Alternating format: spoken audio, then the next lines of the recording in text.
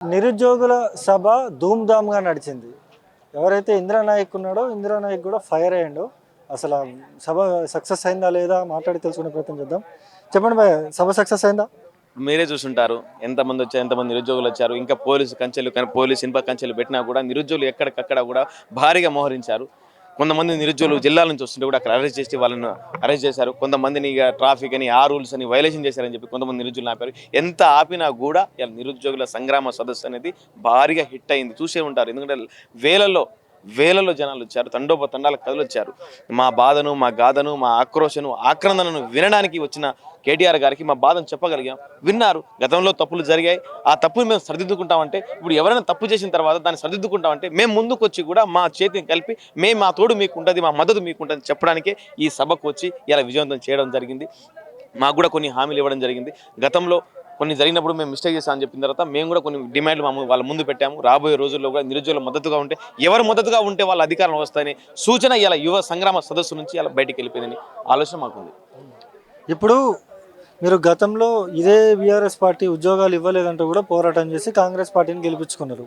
ఇప్పుడు అదే కాంగ్రెస్ పార్టీ అట్లా చేసింది. మరి ఇంతసేపు బల్మూరు వెంకట్ని లేకపోతే అర్ధంకి దయాకర్ని మీరు గట్టిగా మాట్లాడారు. రేపు మీకు ఇబ్బంది కాదా? ఇబ్బంది అవుతుంది అన్న. ఎందుకు ఇబ్బంది కాదని మీకు తెలియదా? ప్రతిసారి కేటీఆర్ ఉంటాడు కదా. ప్రతిసారి కేటీఆర్ ఉండడని మాట్లాడలేదు కదా. మా బాధలు ఆ రోజు మీరు ఉన్నారు, ఆ రోజు మా గురించి మాట్లాడారు కాబట్టి, ఆ రోజు మీరు మమ్మల్ని వాడుకున్నారు కాబట్టి మాట్లాడడం జరిగింది. కానీ ఏదో మా దగ్గర వెనక ఉన్నారని, బీజేపీ వాళ్ళు ఉన్నారు, వాళ్ళు ఉన్నారు, వీళ్ళు ఉన్నారని కాదు. మా బాధని చెప్పుకోవడానికి టైం ఇచ్చారు కాబట్టి, వాళ్ళు ఉన్నారు కాబట్టి మాట్లాడడం జరిగింది. బల్మూరు వెంకట పదవి రాలేదా? మంత్రి హోదా పదవి రాలేదా? అద్దంకి దగ్గర మధ్య పదవి ఎవరికి వచ్చింది? ఎవరి పుణ్యాలను వచ్చింది? వీళ్ళకి తెలుసా? వార్డు మెంబర్ కూడా గెలవలేదు. వార్డు మెంబర్ కూడా గెలవలేదు తెలుసా? వార్డు మెంబర్ని గెలవని ఇలా మేము డిపాజిట్లు 56-70,000 మెజార్టీతో ఇలా గెలిపించిన తర్వాత మా ఉద్యోగాల గురించి మాట్లాడుకున్నాం. మీ ఉద్యోగాల గురించి మేము మాట్లాడడం చాలా బాధాకరమైన విషయం. చెప్పి ఇలా కోదండరాం ఎక్కడ పడిండు? బల్మూరు వెంకట ఎక్కడ పడిండు? రియాజ్ ఎక్కడ పడిండు? ఆకుని ముళ్ళు ఎక్కడ పడిండు? ఆ రోజు నిరుద్యోగులను బెల్లం చుట్టూ ఈగలేక చిక్కడపల్లి, యశోవ్ నగర్, దిల్సు నగర్, ఓయూ అందరినీ వాడుకున్నారు కదా. మరి వాళ్ళు ఎక్కడే పేరు?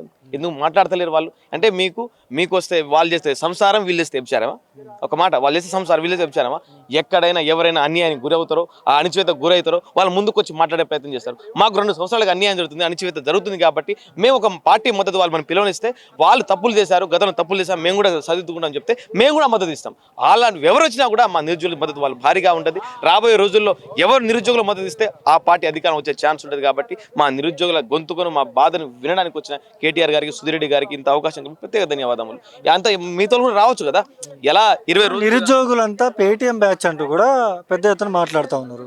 వీళ్ళు గతంలో మయానకాల్లో జరిగినారు, అప్పుడు కూడా మేము డబ్బులు ఇచ్చినాం, ఇప్పుడు బీఆర్ఎస్ పార్టీ డబ్బులు ఇస్తుంది, అందుకని ఇట్లా మాట్లాడుతున్నారు అంటూ కూడా మాట్లాడుతూ ఉన్నారు. నేను కూడా రేవంత్ 2 కోట్లు ఇచ్చిన డబ్బులు, నేను కూడా రేవంత్ రెడ్డికి డబ్బులు ఇచ్చిన, గెలవాలని డబ్బులు ఇచ్చిన, నా చేతిలో డబ్బులు పెట్టుకుని, నా జేబులో డబ్బులు పెట్టుకుని రేవంత్ రెడ్డి గెలవాలని చెప్పి డబ్బులు నేను కూడా ఇచ్చిన. మరి వాళ్ళు కూడా పేడ్ ఆర్టిస్ట్. రేవంత్ రెడ్డి ఏ పార్టీ? Congress party, BJP party, BRS party, 3 పార్టీలు మధ్య ఆయన పేడ్ ఆర్టిస్ట్ అయినప్పుడు మేము మమ్మల్ని ఎట్లా అంటారన్న? ఆయన ఏ పార్టీ ఫస్ట్ నువ్వు కనుక్కుని నాకు ఆ క్వశ్చన్ నేను సమాధానం చేయగలుగుతా.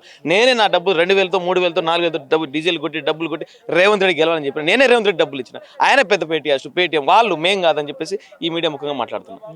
ఇప్పుడు బల్మూరు వెంకట్ని ప్రస్తావిస్తూ కూడా మీరు మాట్లాడారు. వెంకట్, అద్దంకి దయాకర్ వీళ్ళకి మంత్రి హోదా వచ్చింది, మంత్రి పదవులు దగ్గరలో రాబోతున్నాయి కాబట్టి ఇలా మమ్మల్ని వాడుకొని వదిలేశారు కాబట్టి మాట్లాడడం బాధ అనిపించి, వాళ్ళకి మంత్రి పదవి వచ్చిన మాకు కూడా ఉద్యోగాలు రావాలి కదా.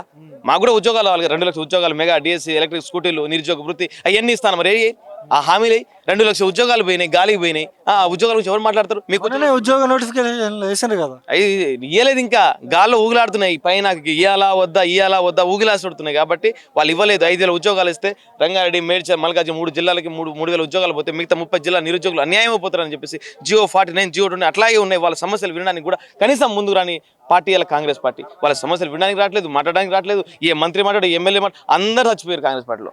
ఇలా కాంగ్రెస్ పార్టీలో అందరూ చచ్చిపోయి ఇలా రేవంత్ రెడ్డి ఒక్కడే బతుకున్నాడు. నేను ఒకటే కోరుకుంటున్నా, రాబోయే రోజుల్లో ఏ పార్టీ వచ్చినా 118 సీట్లు రావాలి, రేవంత్ రెడ్డి ప్రతిపక్షాలు ఉండాలి. అప్పుడు కానీ మా బాధలు అర్థం కాదనే విషయం ఈ మీడియా ముఖంగా చెప్తున్నాను. మేము కాంగ్రెస్ పార్టీ ఏర్పడినాక మొదటి సంవత్సరంలోనే 2 లక్షల ఉద్యోగాలు ఇస్తా అని హామీ ఇవ్వడం జరిగింది. అందులో భాగంగానే నా మొదటి సంతకం నేను డిఎస్సి మీదనే చేస్తా, మీకు మెగా డిఎస్సి 25,000 పోస్టులతో రిలీజ్ చేస్తా అని ముఖ్యమంత్రి గారి హామీ ఇవ్వడం జరిగింది. అందులోనే భాగంగా 2023 సంవత్సరంలో అప్పటి బీఆర్ఎస్ ప్రభుత్వం 5,089 పోస్టులతో నోటిఫికేషన్ విడుదల చేస్తే ఆ టైంలో ఎలక్షన్ కోడ్ రావటం వల్ల దానికి తోడుకొని మరొక 5,973 పోస్టులు కలుపుకొని కాంగ్రెస్ ప్రభుత్వం మొత్తం 11,062 పోస్టులతో డిఎస్సి నోటిఫికేషన్ చేసింది. ఆ సమయంలో సార్ గత ప్రభుత్వం డిఎస్సి నోటిఫికేషన్ రిలీజ్ చేస్తుందని మాకు ఎటువంటి నమ్మకం ఉండలేదు. మీరు వచ్చారు ఏదో అరకొర పోస్టులతో అయినా మీరు 25,000 వేస్తా అంటే 11,000 పోస్టులు డిఎస్సి చేశారు. సార్ మేము చదువుకోలేదు, ఒక 3 నెలల సమయం అండి సార్ అంటే 3 నెలల సమయం కాదు, ఇంకా 6,000 పైచిలకు పోస్టులు ఖాళీ ఉన్నాయి, మళ్ళీ 6 నెలల్లోనే ఇంకో డిఎస్సి నోటిఫికేషన్ వేస్తాం, ఇదే చివరి నోటిఫికేషన్ కాదని స్వయాన ఉప ముఖ్యమంత్రి గారు పేర్కొంటారేంది. అప్పటి నుంచి ఇప్పటి వరకు 2.5 సంవత్సరాలు కావస్తా ఉన్న డిఎస్సి మీద ఊసే లేదు.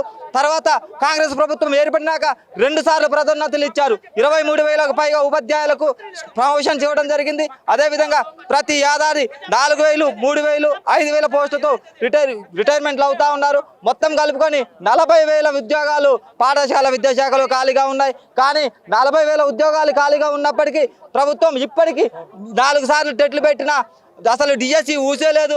దయచేసి ఇటీవలే సమాజిగూడ ప్రెస్ క్లబ్లో కూడా డిఎస్సి నోటిఫికేషన్ కోసం మేము ప్రెస్ మీట్ పెట్టినాం. ఇక కళ్ళు తెరవకపోతే డిఎస్సి అభ్యర్థుల ద్వారా మేము సుమారు 3 నుంచి 4 లక్షల మంది డిఎస్సి అభ్యర్థులు ఉంటాం. 3 నుంచి 4 లక్షల అభ్యర్థులు డిఎస్సి నోటిఫికేషన్ పైన ఎప్పుడు ఇస్తారనే స్పష్టమైన హామీ ఇవ్వకపోతే మేమందరం కలిసి సెక్రటరియట్ ముట్టడికి కానీ, అదేవిధంగా డిఎస్సి బోర్డు ముట్టడికి కానీ, లేకపోతే రేవంత్ రెడ్డి ఇంటి ముట్టడికి కూడా సిద్ధంగా ఉన్నామని డిఎస్సి అభ్యర్థుల తరఫున డిమాండ్ చేస్తూ ఉన్నాం.